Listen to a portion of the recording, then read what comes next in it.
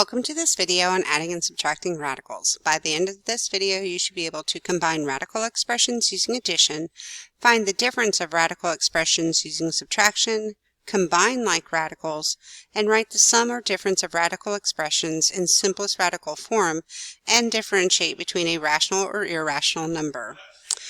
Alright, let's take a look at our notes. In order for us to combine our radicals using addition or subtraction, we must first simplify each radical into simplest radical forms. So we have to simplify. And the way we're going to do that is we need to identify radicals that have the same radicands. Okay. That's the number underneath the radical. That means they're like terms. For example, if I had 3 square root of 2 plus 5 square root of 2, the numbers under the radicals are the same. That makes these like terms. So how I will be able to combine them is once they have the same radicands, we're going to add or subtract the coefficients, which is the numbers in front, while keeping the common radicand the same. Okay, so let me remind you. Previously, we've done this where we've had 3x plus 5x.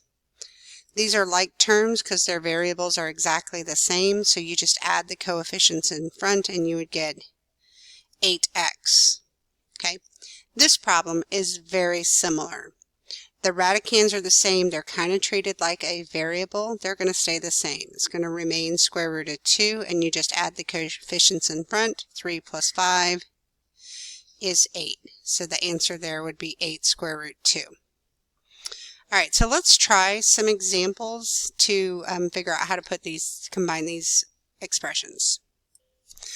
Alright, so let's take a look at our first problem. I have two terms here. In order to combine them, remember, we're going to have to simplify and compare the radicands, because currently the radicands are not the same. So I'm going to look at each one individually. So I'm just going to cover the second one up right now so we don't even look at it. We're only going to look at this one. So I'm going to look at simplifying 20 down. So you just want to pick a pair that of factors that multiply to 20. So it could be 2 and 10, 4 and 5. It doesn't matter. So I'm going to pick 4 times 5. Okay, 5 is prime, so it will not break down again, but 4 breaks down to 2 times 2. Okay, so I rewrote the 4, so I'm going to cross it off. Every one of our factors now is prime, so we want to look for pairs. I have a pair of 2's, so I'm going to bring 1 2 out, and I got to remember it to multiply to what's in front. So I'm just going to kind of write it up there with what's in front. Then I have this 5 with no partner. That means it goes back under the radical. So the 5 will be under the radical, and 2 times negative 2 is going to be negative 4. Okay, so now we've taken negative 2 square root 2 and simplified it to negative 4 square root 5. Now we want to look at the other one, the other term, and when I look at that, the square root of 3 can't break down any further. It is a prime number. So what I'm going to do, I can't simplify it further. I'm just going to bring it down. Minus 2 square root 3. And when I look at their radicands, they are not the same. That means they cannot be combined. So this is actually our final answer. There's nothing else that we can do to this. So it's just our final answer. They're not combinable. They're not like terms. Now, because there's radicals remaining in our answer, that makes this an irrational number. Alright, so let's try this for a few more examples and see how we're doing. Okay, so we're going to look at let's look at this. Before I even start, always look at the radicands. 6 and 6, they are the same. When they're the same, the radicand will stay the same. And all you got to do is take care of the coefficients in front. 3 minus 2 is 1. And 6 will not simplify at all. So this is our answer, 1 square root 6, and that is an irrational number. Okay, 2 is very similar. You'll notice that their radicands are the same, so it's going to remain the square root of 5. And you just add their coefficients. Follow the signs. 2 plus 2 is 4. So our answer here is 4 square root 5.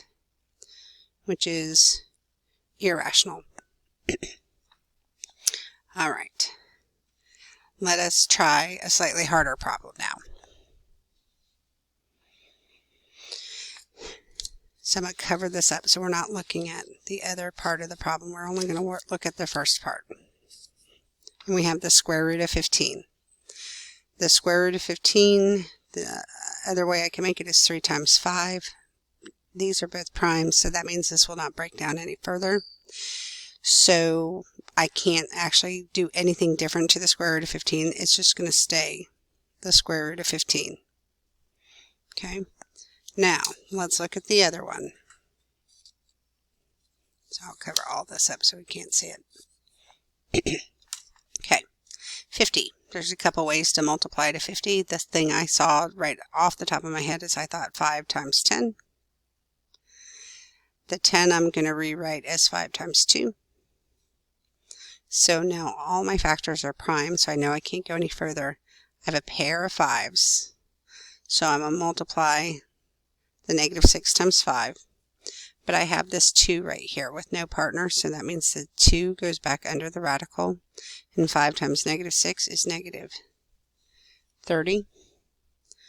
Check out your radicands. They are not the same. There's nothing else we can do because these are not like terms. So we are done with this problem. And we're just going to leave it like that. They contain radicals. That automatically makes them irrational. All right, we're just going to keep trying. So I'm going to cover up. Now, to make 160, I know I can multiply 16 times 10. To make 16, there's a couple different ways. I'm going to say 4 times 4. When I'm looking for pairs, so since I have a pair, I'm going to go ahead and circle it. I don't need to break those down further. They're already a pair. And then I have a 2 times a 5. So looking at this, the 1, 4 will come out right here. So it'll be 4 times negative 4. But neither the 2 or the 5 have a partner. That means they need to go back underneath and they get re-multiplied back together to go underneath. So 2 times 5 is 10. And I have 4 times negative 4 for negative 16.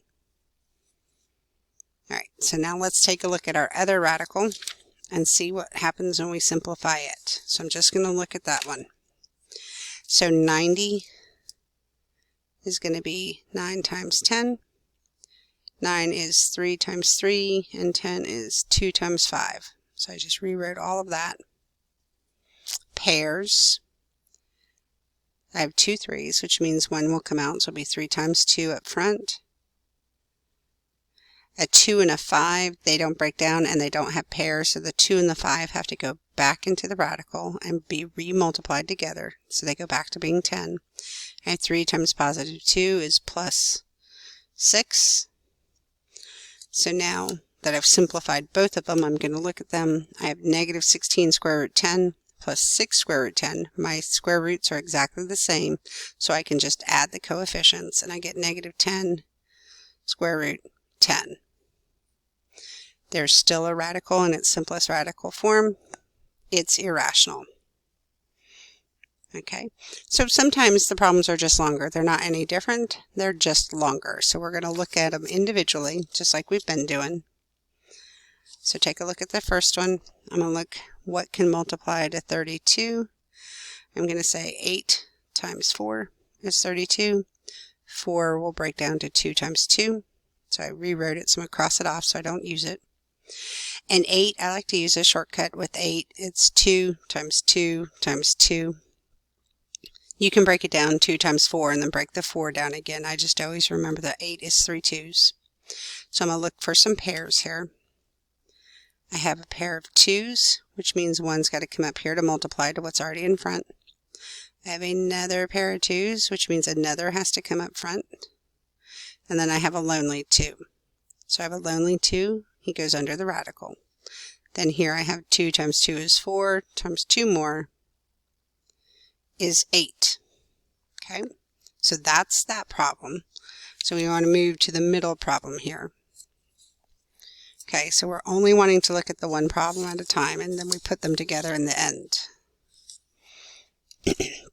So 18 can break down to be 9 times 2. 2 is prime, it won't go any further, but 9 will break down to 3 times 3. I rewrote it, so I'm just cross it off. I have a pair of 3's, which means 1 can multiply to what's already in front. And then I have a 2, who is alone. So I know that I'm going to have a square root of 2. 3 times negative 3 is negative 9. So now I just simplified just the middle term. Now I want to look at just the last term. And that's 3 square root 2. 2 is prime. It's not going to break down anymore, so I'm just going to bring the whole thing down and write plus 3 square root 2. So now let me look at all of my simplified terms. They all have the same radicand. So it's going to remain square root of 2. So 8 minus 9 is negative 1. Plus 3 is 2. So that's our answer. Those all combined down to 2 square root 2. It's in simplest radical form, but still has a radical, so it's irrational. All right, one last one. We're going to do the same thing. Just look at one term at a time. So 45, that's 9 times 5. The 9 can be rewritten as 3 times 3. Okay, so I got a pair of 3's, which means 1 comes out to multiply to what's already in front, and I have a 5. So the 5 has to go back under the radical, and I have 3 times 4. That gives me 12. Now let's look at the second term. Okay. 200, how about 2 times 100? 100 can be made from 10 times 10. I have a pair. Once you have a pair, you can stop. You don't have to keep breaking them down. So I have a pair of 10, so 1's going to come out to multiply to what's in front. And I have this 2 with no partner. Okay, so we have square root of 2, and in front I have 10 times 3, which is a positive 30. Now my last term, it's a square root of 5. 5's prime. It's not going to break down anymore, so I'm going to bring it down. Minus 5 square root 5. Now take a look at all of our terms. This term and this term are like. So we're going to keep the square root of 5 there. 12 minus 5 is 7. This does not match any of the others, so we're just going to bring it down. 30 square root 2. They're not like. That's our final answer. And our answer is irrational. So hopefully that was helpful. Let me know if you have any questions, and I'll see you in class.